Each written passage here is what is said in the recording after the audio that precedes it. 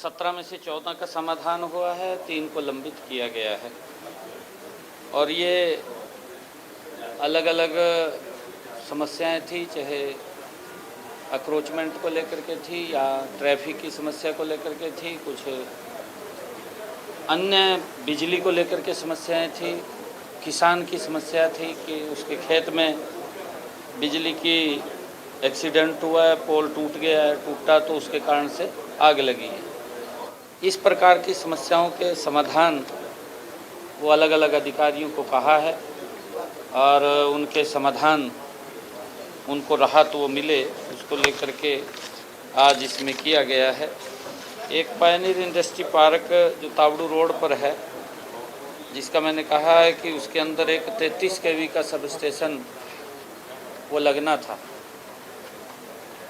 क्योंकि जो industrial park जिसने काटा है उसने उसमें एक 33 केवी का सब स्टेशन बना करके देना था इंडस्ट्रियलिस्ट को, परंतु अभी तक नहीं बना। उसके ऊपर भी मैंने तुरंत कहा है कि संज्ञान लेते हुए कार्रवाई त्वरित करें और वहाँ पर वो सुविधा भी लोगों को उपलब्ध कराएं इंडस्ट्रियलिस्ट को, ताकि उनको कोई समस्या का ना आए और वो जल्दी ही उसका समाधान हो। इस प्रकार से कुल 17 एजेंडों में से 14 एजेंडों का समाधान हुआ है और बाकी 3 पेंडिंग ये रखी गई हैं।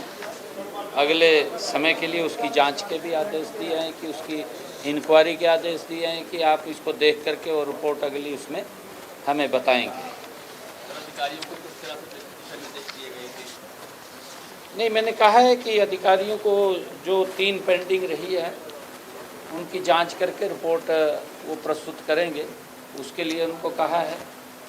और सरकार का गुरुग्राम की व्यवस्था को लेकर के निरंतर काम कर रही है, धीरे धीरे करके समस्याओं का समाधान हो रहा है, क्योंकि कई बार बरसात बहुत ज़्यादा हो जाती है, उसके कारण से एकदम जब ज़्यादा बरसात होती है तो व्यवस्थाएं अव्यवस्थित हो जाती हैं, परंतु फिर भी जो उसके अंदर काम किए हैं तो बड़ा लाभ इसके अंदर देखने को मिल रहा है। निरंतर जो हमारी जिला ग्रीवेंस की एक कमेटी है, इस कमेटी के अंदर लोगों की समस्याओं को सुन करके उनका समाधान करेंगे।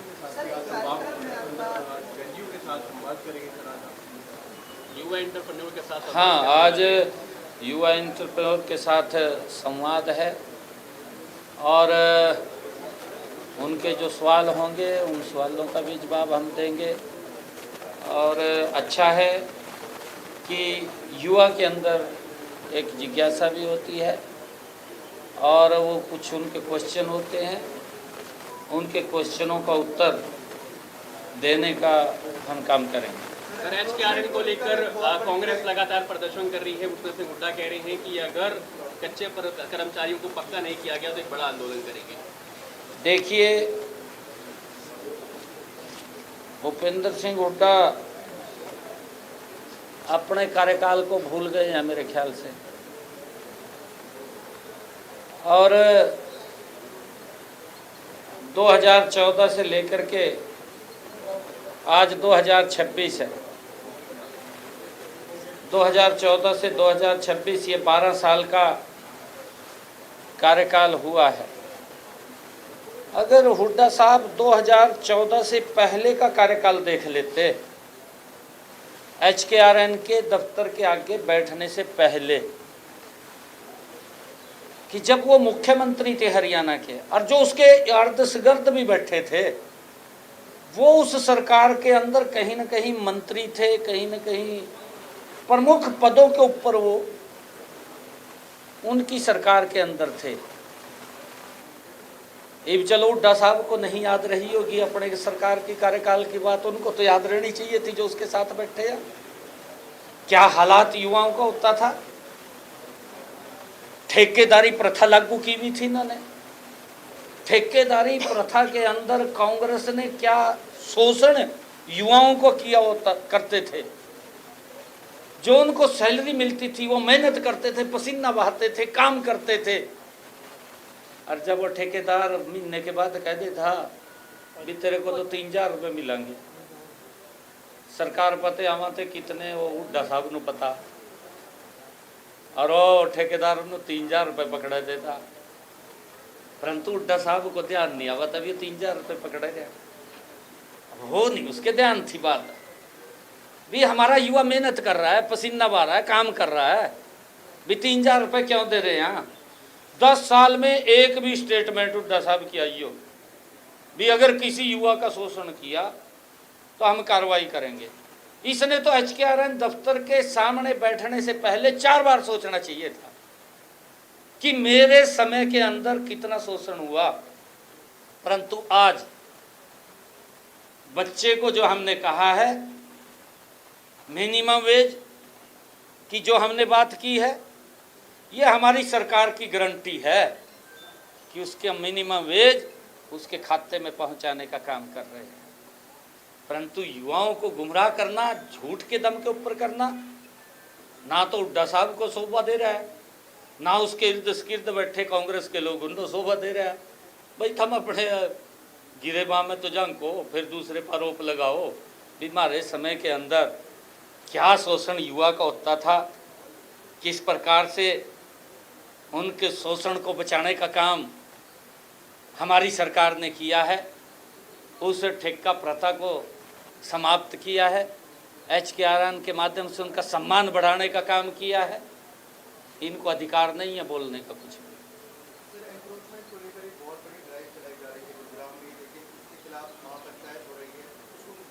देखिए, माननीय कोर्ट का आदेश है और माननीय कोर्ट के आदेश को लेकर के मैं ये भी अपील करूंगा सभी से। देखिए, उससे बाहर बिल्कुल कोर्ट के आदेश से बाहर नहीं आया, हमने उसको भी मानना होता है, उसका भी पालन करना होता है। परंतु मैं कहूँगा कि अक्रोचमेंट से हमें बचना चाहिए। अगर कहीं अक्रोचमेंट होती है तो उसको भी परेशानी होती है, पब्लिक को भी परेशानी होती है। लगे रहे हैं जी, उसका जल्दी समाधान निकलेगा। सरकार उसको गंभीरता से ले रही है, जल्दी समाधान निकलेगा और उसका ठीक होगा। मैं भी कहूँगा कि सरकार ये हर प्रकार से लोगों के हित में काम कर रही है।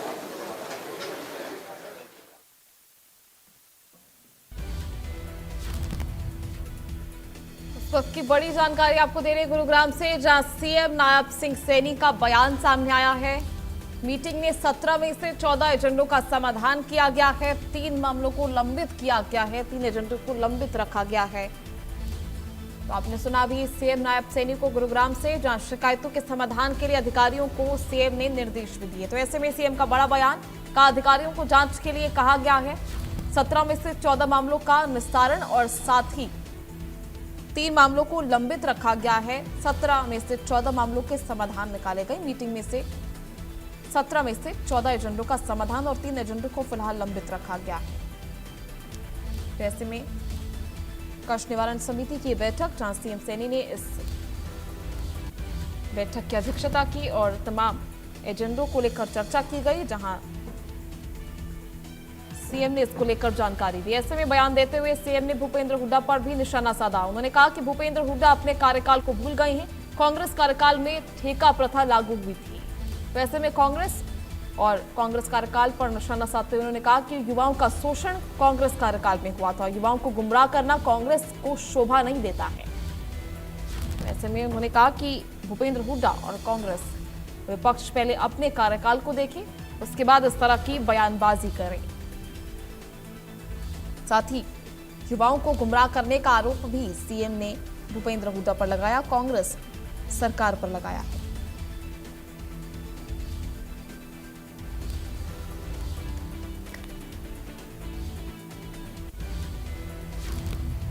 चलिए खबरों में आगे बढ़ेंगे, बात करेंगे झज्जर की, जहां डिप्टी स्पीकर कृष्ण मिड्ढा का बयान सामने आया। वंदे मातरम पर कांग्रेस के प्रस्ताव पर बोले हैं, कांग्रेस ढकोसले करने का काम कर रही है।